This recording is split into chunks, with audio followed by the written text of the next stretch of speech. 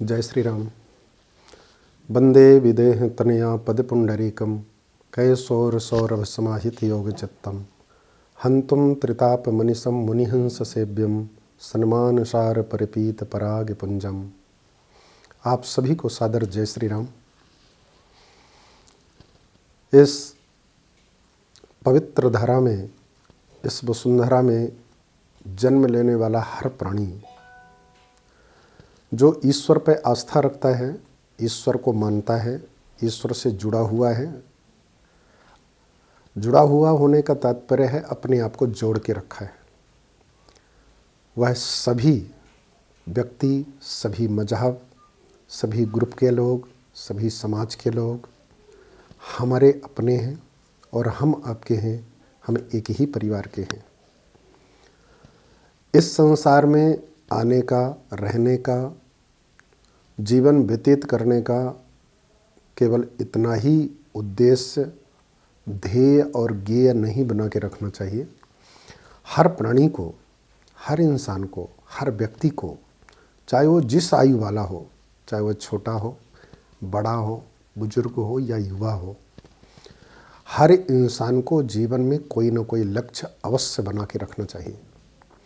और वह लक्ष्य अपने जीवन के पालन पोषण के लिए नहीं, अपनी रोजी रोटी के लिए नहीं, बल्कि समाज को लेकर के, देश को लेकर के, राष्ट्र को लेकर के करना चाहिए। क्योंकि इस संसार में केवल इतना ही बचता है और इतना ही दिखाई देता है। शरीर जाने के बाद में सारी चीज़ें तो अपने आप मिट जाती हैं, समाप्त हो जाती हैं।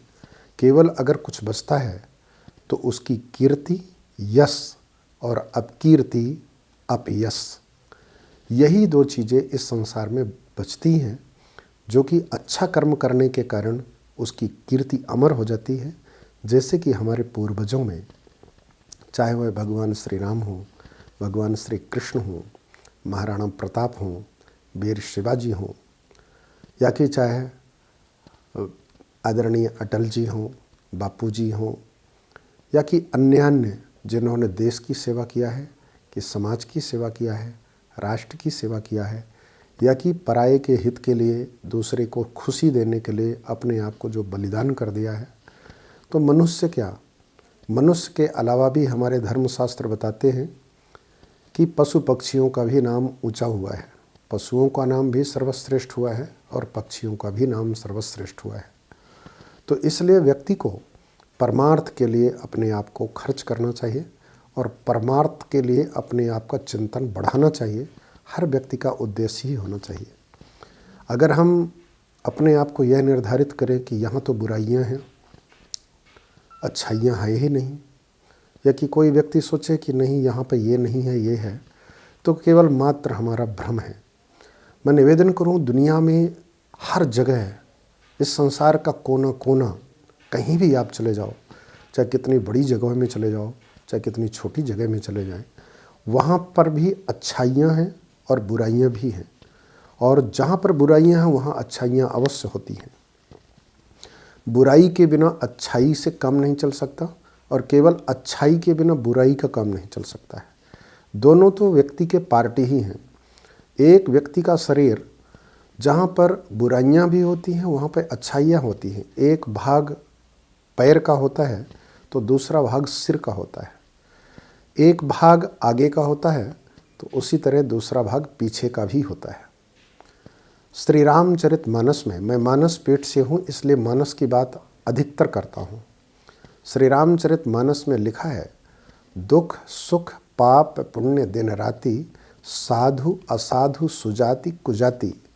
इस संसार में सुख भी है, दुख भी है, ऊंचा भी है, नीचा भी है, दानव भी है, देवता भी है, साधु भी है और असाधु भी है।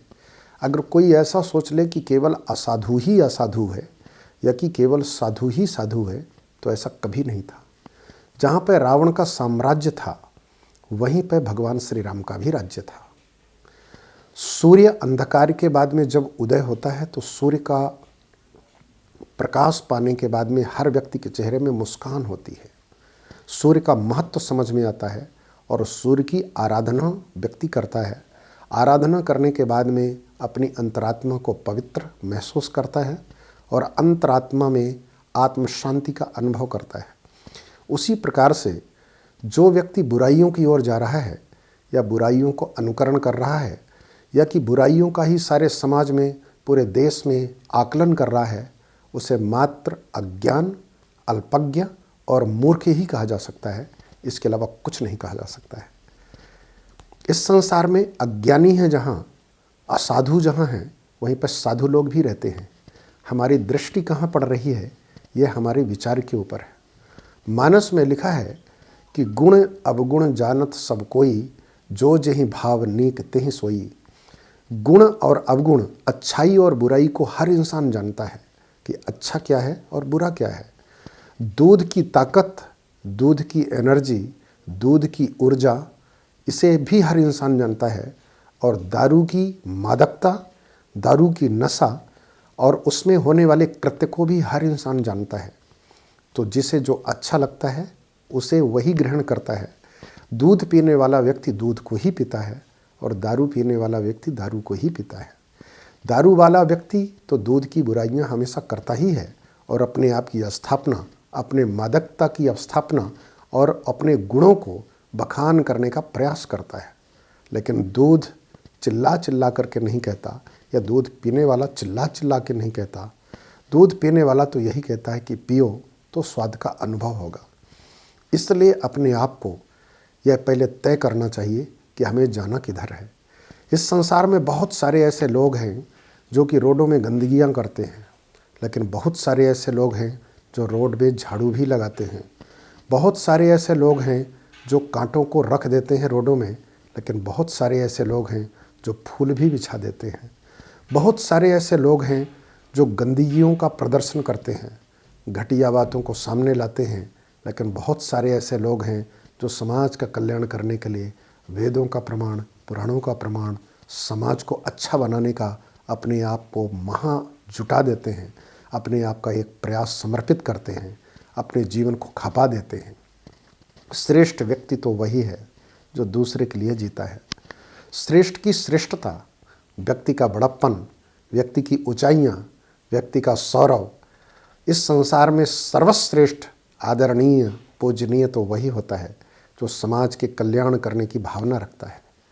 बुराइयाँ और अच्छाइयाँ, जैसे मैंने कहा कि सभी जगह हैं और सभी व्यक्ति में होती हैं, लेकिन शरीर के ही अंग में बुराई और अच्छाई, शरीर के अंगों में बुराई और अच्छाई, शरीर के चरित्रों में बुराई और अच्छाई सभी जगह टिकी हुई हैं। लेकिन बुराइयों को ढका जाता है, अच्छाइयों को प्रदर्शित किया जाता है, अच्छाइयों को दिखाया जाता है। इसलिए कभी भी बुराइयों का प्रदर्शन नहीं करना चाहिए, या कि जो भी बुराइयों का प्रदर्शन कर रहे हैं ऐसे व्यक्तियों से काफ़ी दूर रहना चाहिए, जिससे कि हमारा संस्कार, हमारे घर के लोग, हमारी पीढ़ियाँ, हमारे बच्चे, हमारे नाती और पोते संस्कारवान होकर के हमारे देश का, हमारे समाज का, हमारे कुल का, हमारी जाति का, हमारे मजहब का नाम ऊंचा करेंगे। और उन्हीं के नाम ऊंचा करने से हम जहाँ भी होंगे, जिस देश काल में होंगे, हमारी आत्मा महान आनंद को अनुभव करेगी।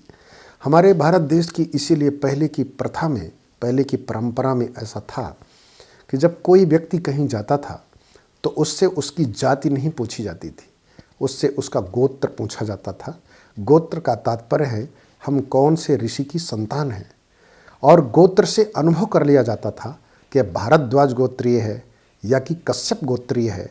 जिस ऋषि के नाम को उच्चारण किया जाता था, अन्य ऋषियों के गोत्रों से उत्पन्न होने वाले व्यक्तियों के चरित्र का आकलन हो जाता था कि यह वशिष्ठ गोत्रीय है, भारद्वाज गोत्रीय है, कश्यप गोत्रीय है। याज्ञवल्क्य के अन्य जो ऋषि हैं उनकी संतानों का हम अनुभव करते थे। इसी प्रकार बुराइयों की ओर ना जाकर अच्छाइयों की ओर जाना चाहिए। हमारे पूर्वज ने जो कर्तव्य किया है, उन्होंने जो अच्छाइयाँ किया है, उनका श्रेय हमें मिल रहा है, और हम जो करेंगे उसका श्रेय, उसकी बुराइयाँ और उसकी अच्छाइयाँ हमारी पीढ़ियों को भोगना पड़ेगा, आपके बच्चों को, नाती पोतों को भोगना पड़ेगा। इसलिए किसी भी कर्तव्य को करने के लिए, कुछ अच्छा दिखाने के लिए और कुछ बुरा दिखाने के लिए, बुरा बताने के लिए, बुराइयां फैलाने के लिए, अच्छाइयाँ फैलाने के लिए उसके बारे में हमेशा सोचना चाहिए कि मेरी आने वाली जो संतान है, मेरा जो बच्चा है, मेरा जो बेटा है, इसकी संतान को आने वाले समय में मेरे कर्तव्यों से अच्छाइयाँ और बुराइयों का भी सामना करना पड़ेगा।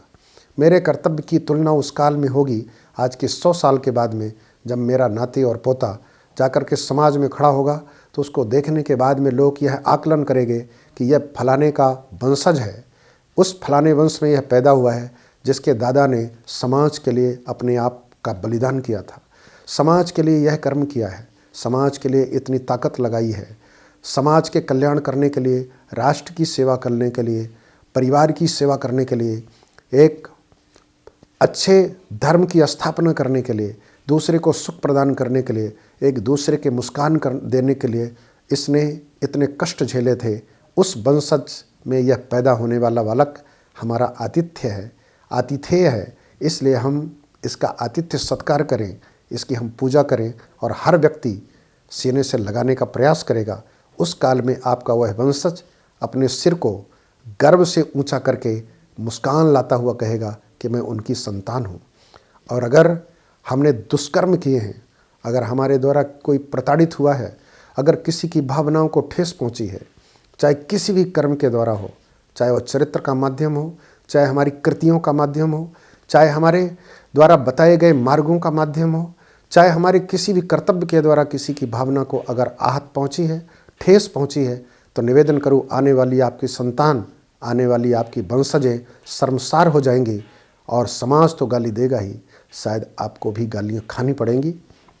सारे समाज में घृणा की दृष्टि में आपको देखा जाएगा और आपकी पीढ़ियों को, कई पीढ़ियों को देखा जाएगा।